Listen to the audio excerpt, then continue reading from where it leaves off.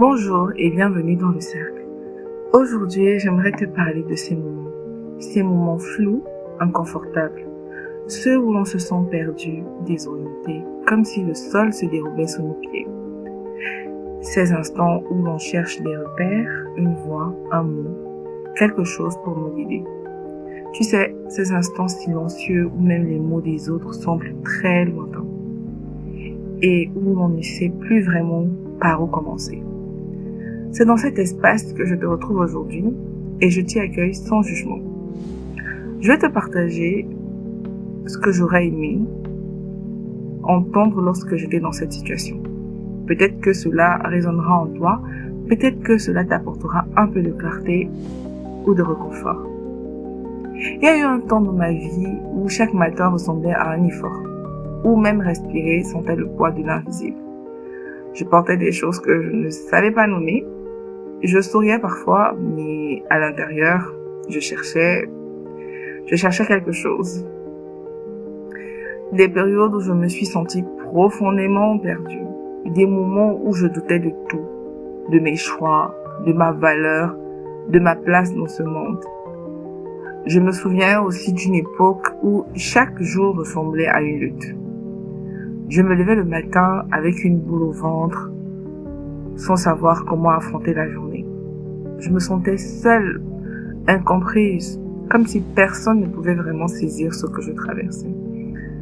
Je pensais que le monde attendait de moi des réponses, alors que tout ce que moi je voulais, c'était une main tendue, ou simplement une présence. Avec le recul, je me rends compte aujourd'hui que ce que j'aurais aimé entendre, ce n'était pas forcément une solution rapide, ni des conseils tout faits. Ce que j'aurais aimé, c'est qu'on me dise, c'est normal d'être perdu. C'est humain. Et tu as le droit d'en parler. J'aurais aimé entendre à ce moment-là que c'était normal effectivement de se sentir ainsi, que je n'étais pas la seule, que ces sentiments aussi accablants étaient-ils à ce moment-là étaient humains et temporaires. J'aurais aimé qu'on me dise que je n'avais pas à tout affronter seule, que demander de l'aide n'était pas un signe de faiblesse, mais de courage. J'aurais aimé qu'on me dise que c'est dans ces traversées que naissent souvent les plus grandes reconnexions, mais quand on est en plein dedans, on ne voit rien et c'est ok. Dans un moment de confusion, le soutien et la compassion sont essentiels. Pourtant, il est parfois difficile de tendre la main, de dire « je ne vais pas bien » et de montrer sa vulnérabilité. Mais c'est précisément dans ces instants que l'on a le plus besoin des autres, d'une oreille attentive, d'une présence bienveillante, d'un mot réconfortant. Je crois profondément que nous avons tous besoin d'un lieu intérieur et parfois un lieu extérieur, un endroit sûr où l'on peut déposer ce qu'on ressent, sans peur d'être jugé, sans avoir à expliquer pourquoi est-ce qu'on se sent comme ça, juste pouvoir dire « je ne sais pas, mais j'ai besoin d'en parler ». Le simple fait de pouvoir être entendu dans notre vérité, même bancale, est une forme de guérison. Créer un espace où l'on peut s'exprimer librement, sans jugement, est vital.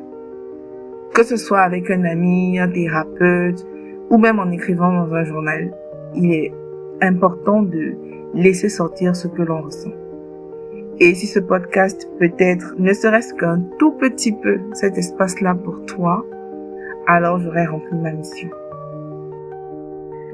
Quand on est perdu, on a parfois tendance à s'isoler, à croire qu'on doit régler ça toute seule. Mais moi, je t'invite à faire l'inverse.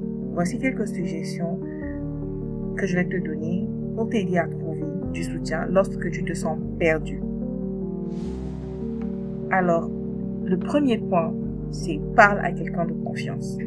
Ça peut être un ami, un membre de ta famille, un collègue en qui tu as pleinement confiance. Parce que exprimer ce que tu ressens peut alléger le poids que tu portes. Le deuxième point, c'est consulte un professionnel. Un thérapeute ou un conseiller peut t'offrir vraiment un espace sécurisé pour explorer tes émotions et trouver des outils pour avancer. En troisième point, rejoins un groupe de soutien.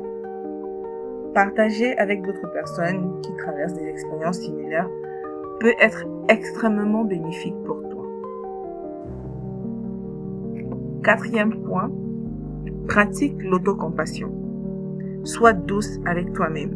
Reconnais tes efforts, même les plus petits. Et rappelle-toi que tu fais de ton mieux. Cinquième point, écris tes pensées. Tenir un journal peut t'aider à clarifier tes émotions et à prendre du recul sur ce que tu vis. Donc, si on récapitule, parle, même si c'est juste avec une amie, écris, pose ce que tu ressens sans filtre et cherche un espace sûr, un cercle, un groupe, une communauté, même petit, même virtuel.